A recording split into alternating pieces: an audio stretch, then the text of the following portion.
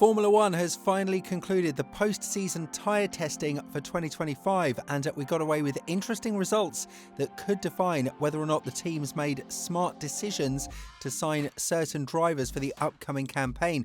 The showing from Sainz and Hulkenberg impressed the most, but apart from it, we saw a very interesting test that brewed for 4 years. Tsunoda in a Red Bull car. So with all this in mind, who are the biggest winners and losers of 2024's Pirelli tyre test, and what changes should we expect after it? It goes without saying that the Pirelli tyre test was highly anticipated for a load of reasons, and the primary ones were the outings of Sainz, Hulkenberg, Ocon, as well as many other rookies with their new squads. And believe me when I say, Sainz and Hulkenberg did not disappoint a single bit. Apart from bringing Santander as an official partner to the Grove-based squad, the Spaniard held the lead for the majority of the 9-hour testing before he was knocked down by his old teammate Leclerc. And even after that, he managed to drive 146 laps and set the second fastest time on the grid with 1 minute 23 seconds and 635 milliseconds with the FW46. For the record, this was faster than Albon's qualifying time that was set in a car that was likely far more competitive in terms of setup than the one Sainz has driven. So to say that the Thai driver will feel a pressure to perform well is definitely an understatement.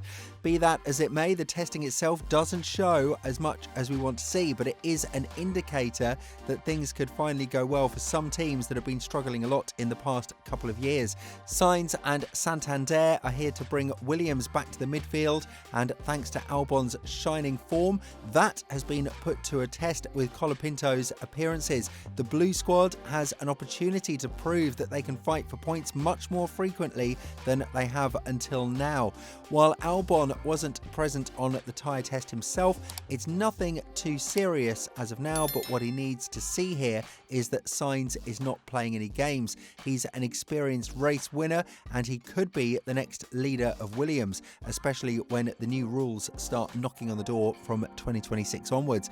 Another team who could benefit a lot thanks to the experience on their driver is Sauber, as the Swiss squad are set to transit fully to Audi from 2026 onwards, but the next year is going to be crucial to see where the lineup of Hulkenberg and Bortoleto will stand. The German driver, who was signed first by his native team, set an extraordinarily good time, 4th fastest throughout the day with 113 laps under his belt, while his teammate wasn't very impressive with 130 laps driven. But the goal for Bortoleto was likely to get as much grip and knowledge with the car as possible. Hulkenberg is here to extract as much potential from the car and see the uprising form that happened in the past 2 races convert into a season-defining momentum, which could turn the team into a serious contender for points, even if it finishes around P9 to P10. Bortoleto has been dubbed to be the best rookie on the grid by his manager Fernando Alonso, and he will have a lot of pressure on his shoulders to perform well because he's won Formula 3 and Formula 2 in a consecutive manner, something that few have accomplished, and is going to start in Formula 1 right away. Speaking of rookies, we need to mention that the illness of Antonelli did not stop him to put the 5th fastest time, even with just 62 laps driven, which are one of the fewest on the grid, just behind Russell and Hulkenberg. Earlier this year in Monza, we saw that the Italian driver is extremely fast, and he's not shying away from any pressure, which unfortunately didn't go in his favour because he totaled the car at the Parabolica curve from pushing too much. Nevertheless, once he tames this, and this is why tyre tests are very important, Antonelli is going to be a force to be reckoned with. So it's easy to say that Russell will have a huge challenge to tackle ahead of him before he claims that he can fight Verstappen for the championship. And one of the biggest attention draws in the tyre test was Yuki Tsunoda, because after 4 years with the Austrian squad, he was finally able to receive a chance to test the machinery that he feels he is ready to drive from 2025 onwards. While his time was not very representative of what he can do, as he was last from the 4 Red Bull related drivers with the 17th fastest lap and 127 laps driven. He is extremely happy with what the car provided to him in terms of feedback, and what is very interesting is that he admitted that he understood why the car was unable to fight for the Constructors' Championship, as he understood its limitations from the first lap. When talking about this to a greater extent, Tsunoda said, "The Abu Dhabi post-season test has been so fun today. It's the first time in the past 4 years that I've driven a different car. You can physically feel why the RB20 has been fighting for a championship this year. It feels like a very different car to drive. We have had a very proactive day today, so I am really happy with that. There is still a lot of learning that I have to do, but the team have done a great job of preparing such a great run today. It's been such an enjoyable atmosphere in the garage." But what is even more important is that Tsunoda has admitted that the car suits his driving style, which is something that Perez denied heavily and actually framed as the main reason for his poor results. Talking about the behaviour of the RB20, Tsunoda continued, "I feel like the car suits my driving style and I haven't struggled much at all to adapt. Even on the long runs, I've been able to run consistently today and was able to feel the limitations of the car, which if you don't have confidence in the car, you are unable to test. I am happy more than ever at the moment, and making sure that the team have the information that they require from each run is the most important thing to get out of today." Of course, we have no idea what type of plan Red Bull had for him, but the times are definitely going to be compared in a similar fashion like the Austrian team did earlier in 2023 with Ricciardo, as he got to replace Nick de Vries. The Aussie was labelled as a man who still got it after the tyre test in Silverstone proved that he can be as competitive as Verstappen in certain occasions.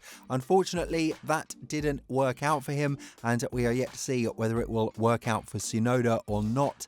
The general belief is that Red Bull made their mind up about Lawson, which is why the program for Tsunoda was more focused on gathering data and trying to improve certain critical areas of the car, which was done by Lawson and Iwasa themselves. Even though the Kiwi driver ranked much lower than his teammate for the day, Ayumu, who went P6 with 110 laps under his belt, Lawson drove the most laps throughout the entire 9-hour session, 159, and that shows that he is ready to be part of the Austrian family and be Verstappen's teammate.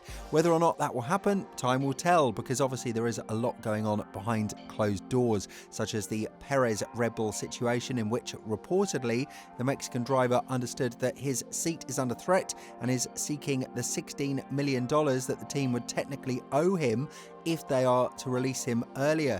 Considering they already lost around 20 million euros due to finishing third in the Constructors' Championship from the cash prize fund, that would hit them hard, but it's a decision that needs to be brought on as soon as possible. And there were other drivers who adapted themselves very well with their new outlets, such as Ocon, who was done a bit dirty by Alpine as they didn't allow him to drive the last race in Abu Dhabi. The Frenchman drove a total of 119 laps and posted the 10th fastest time for the day, which compared to his teammate for the day, the Toyota-backed Hirakawa, was better for 2 positions, as the Japanese driver drove 133 laps and was 1/10 of a second slower than Ocon. With all this in mind, who do you think is the biggest winner from the 2024 post-season test? And more importantly, do you think that the midfield battle will get even harsher now that teams like Sauber and Haas are rejuvenating their lineup? Let us know what you think in the comments below.